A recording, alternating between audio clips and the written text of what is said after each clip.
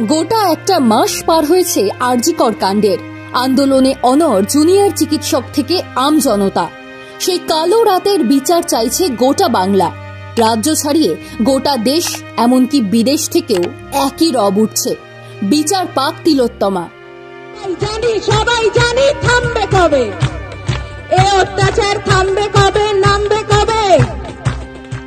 ঠিক এক মাস পর 9 সেপ্টেম্বর দেশের শীর্ষ আদালতে ছিল প্রথম শুনানি। এখনো অপরাধী বিচার না পাওয়ায় কিছুটা হলেও মন ভেঙেছে আন্দোলনরত জুনিয়র চিকিৎসকদের।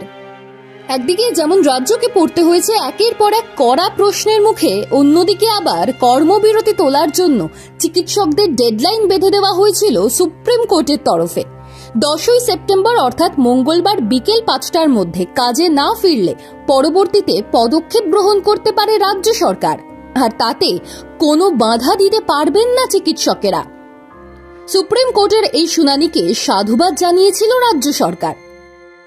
প্রধান বিচারপতি সুপ্রিম কোর্ট, তাকে আমি বিশেষভাবে ধন্যবাদ জানাবো, কেননা তিনি একটা খুব গুরুত্বপূর্ণ কথা বলেছেন। তিনি বলেছেন প্রতিবাদ কখনোই দায়িত্বকে অবহেলা করে হয় না। যে আগামীকাল বিকেল 5টার মধ্যে তিনি যারা জুনিয়র ডাক্তার আছেন, যাদের আন্দোলনের প্রতি আমরা সহানুভূতিশীল, আমার দলের মাননীয় সুপ্রিমো শ্রীমতী মমতা বন্দ্যোপাধ্যায়, আমাদের দলের সাধারণ সম্পাদক শ্রী অভিষেক বন্দ্যোপাধ্যায় বরাবর সেই আন্দোলনকে নৈতিকভাবে সমর্থন জানিয়েছেন, এবং তার সঙ্গে যে কথাটা আজকে প্রধান বিচারপতি বলেছেন, অনুগ্রহ করে তাঁরা তাদের কাজে ফেরেন, কেননা এক মাস ধরে এই আন্দোলন চলছে, বা আন্দোলন বা কর্মসূচি যাই বলুন না কেন, ধর্মঘট।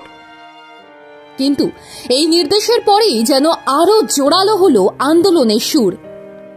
সোমবার রাত 11টা নাগাদ সাংবাদিক বৈঠক থেকে রাজ্য সরকারকে পাল্টা ডেডলাইন বেঁধে দিলেন জুনিয়র চিকিৎসকেরা। After today's Supreme Court hearing, we are deeply disheartened and aggrieved. We observe that there has been no progress in the investigation of the horrific rape and murder of Abhaya. We demand that strict disciplinary action be taken against Shondip Ghosh and the Health Department suspend Ovigde and Virupaksh Vishwas with proper justification.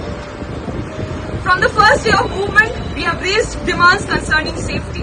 We have requested separate restrooms and bathrooms for on-duty doctors, adequate security personnel, CCTV and female security personnel for women, doctors' restroom and proper security measures outside wards and OP rooms.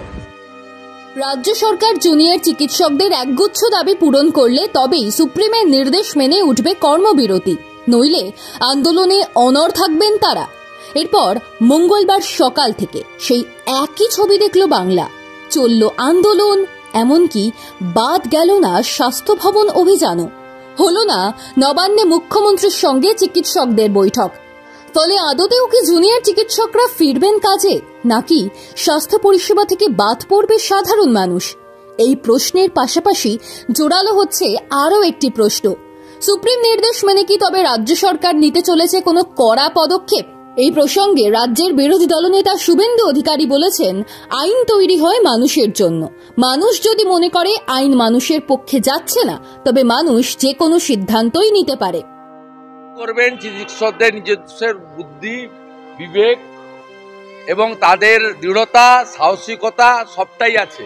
তার জন্য বিরোধী দলনেতা বা কোনো রাজনৈতিক নেতা বা মিডিয়াকে ওদের উপদেশ বা অ্যাডভাইস করার কোনো প্রয়োজন নেই। দে আর কম্পিটেন্ট এনাফ। তারা যে লড়াইটা এক মাস ধরে দিচ্ছেন, এই লড়াইটা তারা শেষ পর্যন্ত দেবেন। আইন তৈরি হয় মানুষের জন্য, অর্থাৎ সেই মানুষ যদি মনে করে যে আইন মানুষের পক্ষে যাচ্ছে না, মানুষ যে কোনো সিদ্ধান্ত নিতে পারে। এদেরকে একটাই পরামর্শ দেব, মুখ্যমন্ত্রীর সঙ্গে বসবেন না, কারণ আপনারা প্রথম থেকেই বলেছেন যে এই আন্দোলন রাজনীতির বাইরে। মুখ্যমন্ত্রী রাজনৈতিক ব্যক্তিত্ব, এবং তিনি অনেকবারই জুনিয়র ডাক্তারদের হুমকি দিয়েছেন, ধমক দিয়েছেন, দেখে নেব বলেছেন, আমি চাইলে এফআইআর করতে পারি বলেছেন। তাই ওনাদের যদি বসতেই হয়, সমস্যা মেটাতে গেলে আলোচনার মাধ্যমেই হয়। সেক্ষেত্রে মুখ্য সচিব বা আমাদের যে রাজ্যের সাংবিধানিক প্রধান রাজ্যপাল মহোদয়ের মধ্যস্থতায় বসা উচিত। আসলে যে কোনো রাজনীতি থেকেই দূরে থাকতে চান জুনিয়র চিকিৎসকেরা।